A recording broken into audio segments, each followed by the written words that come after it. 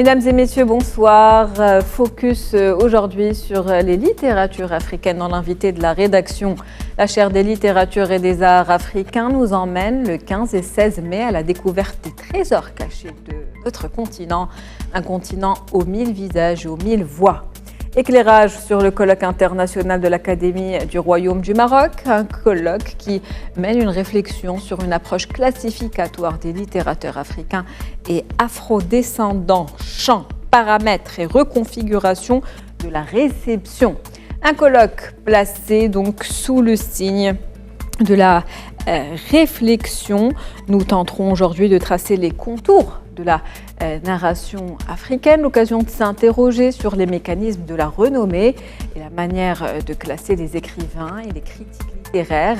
Comment repenser la littérature? Existe-t-il une échelle de valeur en littérature? Comment rendre justice à la pluralité des récits, aux multiples langues et aux héritages culturels foisonnants qui façonnent les littératures africaines? Ce colloque sera aussi l'occasion de rendre hommage à une figure emblématique des lettres africaines, Amadou Hampâté Bâ. Et nous recevons justement aujourd'hui sa fille, Roukiatou Hampâté Bâ. Vous êtes directrice exécutive de la Fondation Amadou Hampâté Bâ. Bonsoir, c'est un plaisir de vous avoir avec nous. Bonsoir, c'est également un plaisir et un honneur de me retrouver en terre bénie du Maroc à l'occasion de ce colloque, à l'invitation de l'Académie du Royaume du Maroc. Merci d'avoir accepté donc notre invitation. Vous êtes donc ici au Maroc, vous arrivez aujourd'hui à l'occasion de ce colloque international organisé par l'Académie du Royaume du Maroc, un colloque qui rend donc hommage à votre père qui est une figure emblématique de la littérature africaine. Qu'est-ce que ça vous fait d'être ici avec nous aujourd'hui ? C'est le lieu de témoigner ma gratitude infinie à Sa Majesté le roi Mohamed VI, qui, dans sa volonté de constructeur d'une Afrique unie et intégrée, a construit des passerelles et l'Académie du Royaume du Maroc se veut l'expression, le champ d'application de cette vision d'une Afrique unie et intégrée, et de vouloir mettre Amadou Hampâté Bâ à l'honneur ne saurait surprendre, lui qui fut un pionnier dans ce sentier-là. Absolument, donc je vais justement commencer par cette célèbre citation, donc cette célèbre phrase connue de votre père, et je vais le citer, votre défunt père. En Afrique, chaque fois qu'un vieillard meurt, c'est une bibliothèque inexploitée qui brûle. Donc c'était une phrase prononcée par votre défunt père à la tribune de l'UNESCO. Quelle émotion cela suscite aujourd'hui en vous de l'écouter? C'est devenu sa signature. Beaucoup de gens ne connaissent pas Amadou Hampâté Bâ, mais connaissent cette citation-là. Mais il nous disait qu'en Afrique, la mort n'épuise pas l'âme. La mort est un déménagement. Et je crois que notre présence aujourd'hui ici témoigne à suffisance que Amadou Hampâté Bâ a parlé hier et continue de parler encore. Et c'est à cette invitation que nous convie l'Académie du Royaume du Maroc pour venir entendre ce qu'il a encore à nous dire à travers différents chercheurs et hommes de culture venus d'Afrique et de sa diaspora et d'ailleurs. Et justement, en quoi ce colloque, qui, rappelons-le, se tient le 15 et 16 mai 2024, contribue-t-il à élargir notre compréhension de la richesse culturelle africaine? À travers les personnalités conviées, qui sont des continuateurs de l'affirmation de cette identité culturelle confirmée, et cette plateforme que constitue l'Académie du Royaume du Maroc, une plateforme de dissémination, de production des savoirs, et qui nous donne l'occasion vraiment de revisiter des devanciers illustres, parce que tout n'est pas à recommencer, mais qui ont laissé un héritage important et de vouloir le revivifier. Et à l'occasion du 33e anniversaire. Et le 33 a une symbolique très forte. Amadou Hampâté Bâ nous disait que c'est le mystère devant le mystère. Et ce mystère devant le mystère, pour le célébrer, c'est en terre marocaine. Il nous disait qu'il n'y a pas de hasard. Et cette terre de religion, de dialogue des civilisations. Et pour moi, un immense honneur, mais je pense que c'est ce que Amadou Hampâté-Bâ lui-même aurait souhaité. 33, donc un chiffre symbolique, en tout cas pour vous et pour la littérature africaine qui est aujourd'hui un héritage à préserver. Quel rôle joue aujourd'hui justement l'Académie du Royaume du Maroc dans la valorisation du patrimoine culturel africain et la valorisation aussi des écrits du continent? Un rôle capital. Un rôle capital dans la mesure où ils ont déjà fait un premier colloque qui était de partir depuis les origines. Parce que quand on veut comprendre la culture africaine, il faut aller depuis les mythes de création pour arriver à l'histoire, les devanciers qui les ont portés, pour ensuite voir les générations actuelles là. Donc ils ont compris et donc ils vont au fondement de notre civilisation pour en retirer le substrat et donner aussi l'occasion à beaucoup de personnes de se rencontrer et ça crée des synergies, des liens. Parce qu'en restant cloisonnés, des recherches se font, les travaux des uns et des autres ne sont pas connus. Et donc, c'est vraiment une plateforme qui permet de revivifier cette culture-là. Donc, cette académie fait un travail essentiel et remarquable. Une plateforme donc d'échange qui permet de valoriser, comme on l'a dit, des écrits africains. Vous-même, vous êtes passionné de lecture, n'est-ce pas? Les œuvres de votre père doivent avoir une symbolique particulière et une valeur inestimable pour vous, j'imagine. Votre père qui aimait dire, et je vais à nouveau le citer, donc ce n'est pas moi qui parle de l'Afrique, c'est l'Afrique qui parle en moi.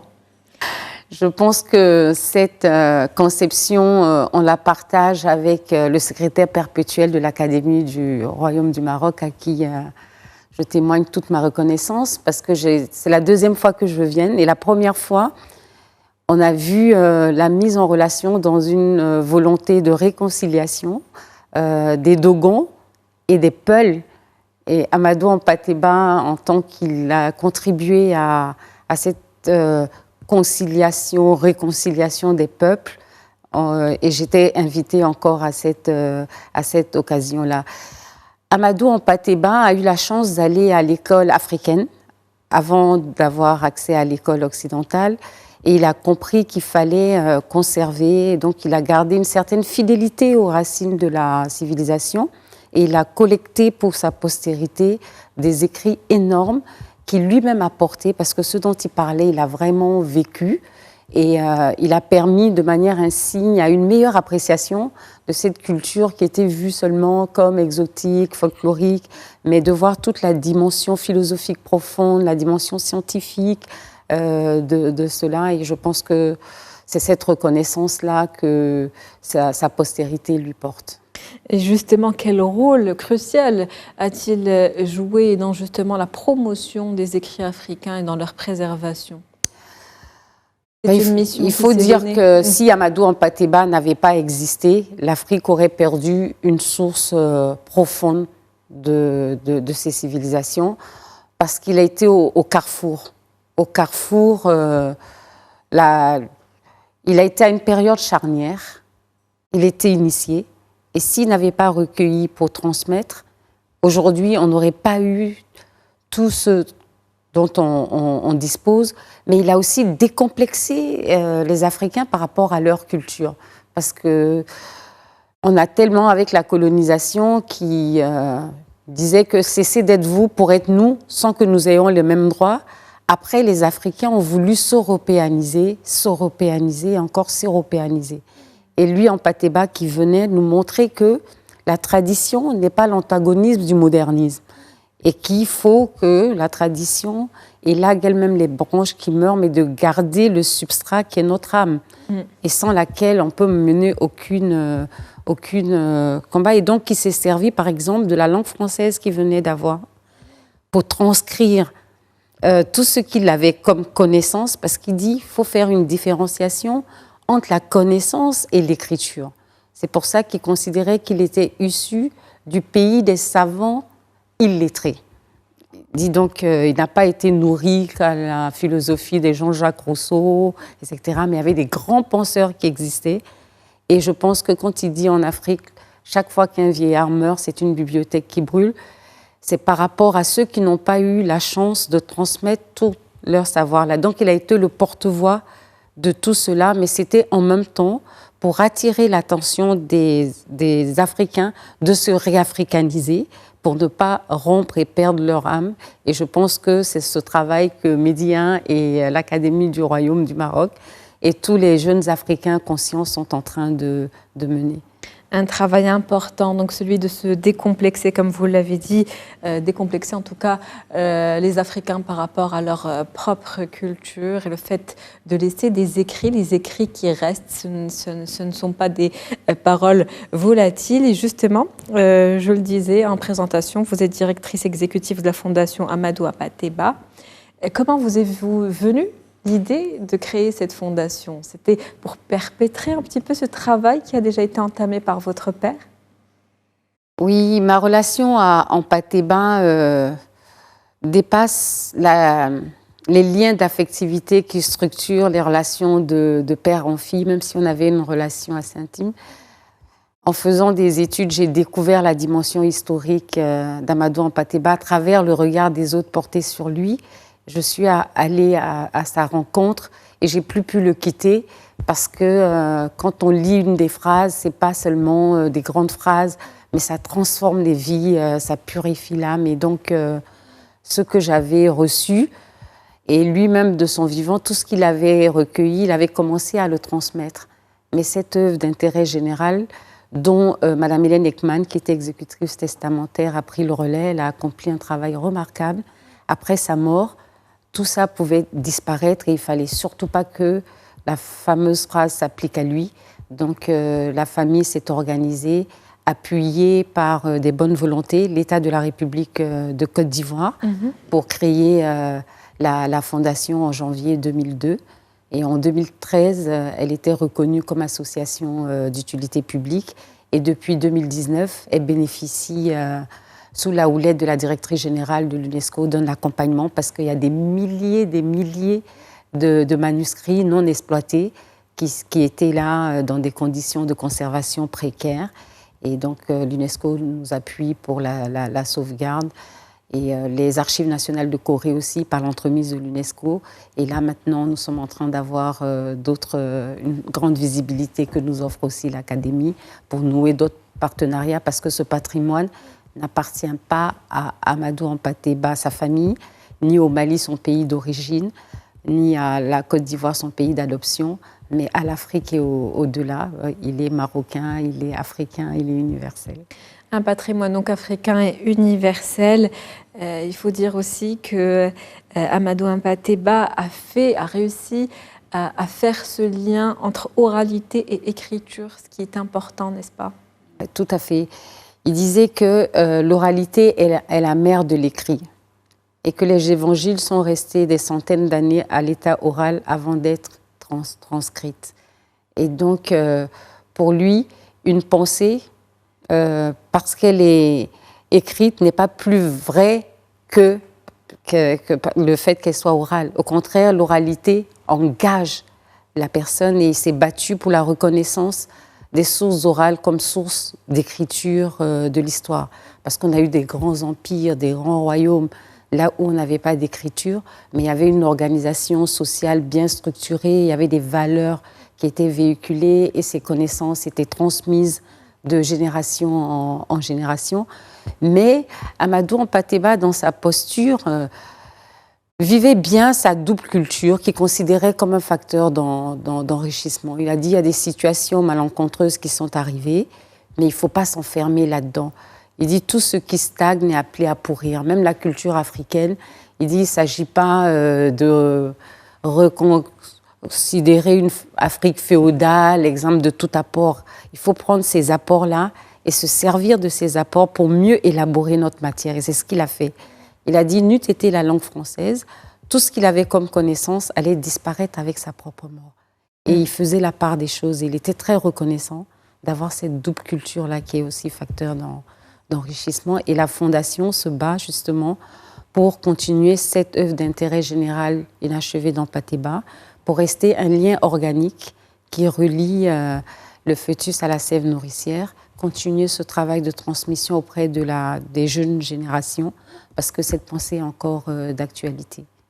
Une double culture qui est donc une force et aussi, comme vous l'avez dit, il faut continuer à transmettre les écrits, les messages importants et puis les valeurs de notre continent. On va revenir donc à ce colloque qui se tient le 15 et 16 mai et qui va se pencher sur la taxinomie. Est-ce que vous pouvez nous expliquer ce terme ?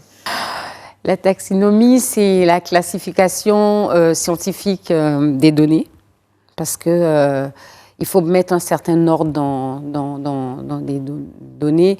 Par exemple, si on prend la mort dans la littérature, donc on peut les classifier de cette manière. Ça peut être par auteur, par date aussi.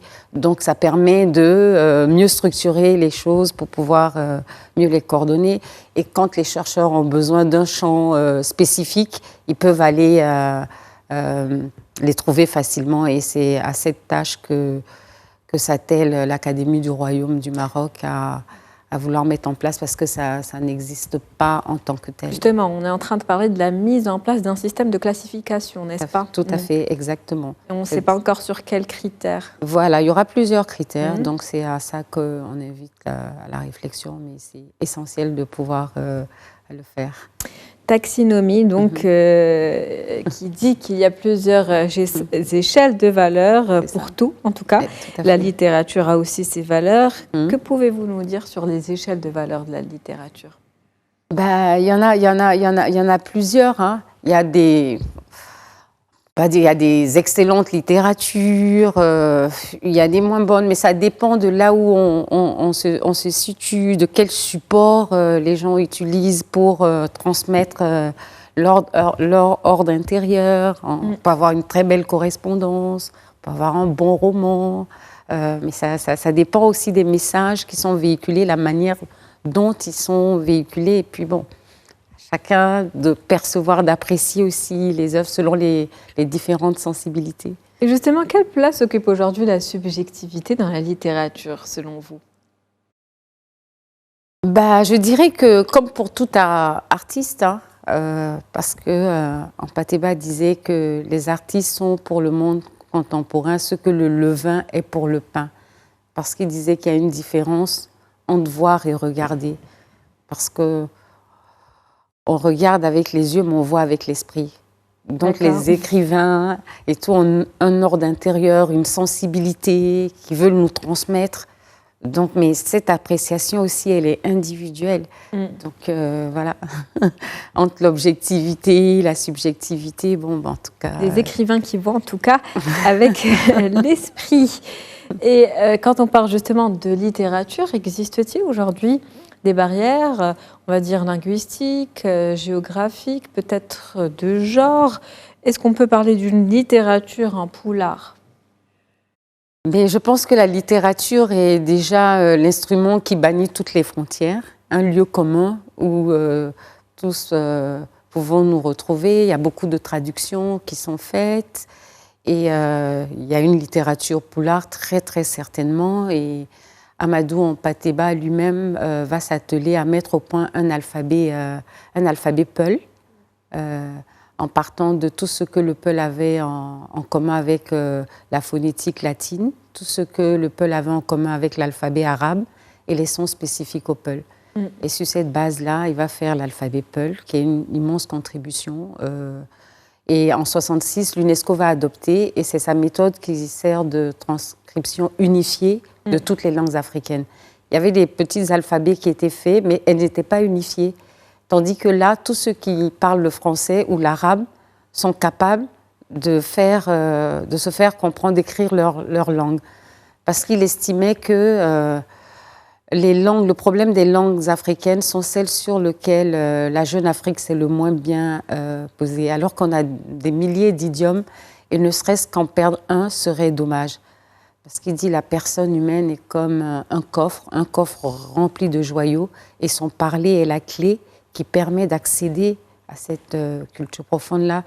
Donc, il s'est vraiment employé à le faire. On a une bonne partie des manuscrits qui sont transcrits en langue peul, version arabe, version latine.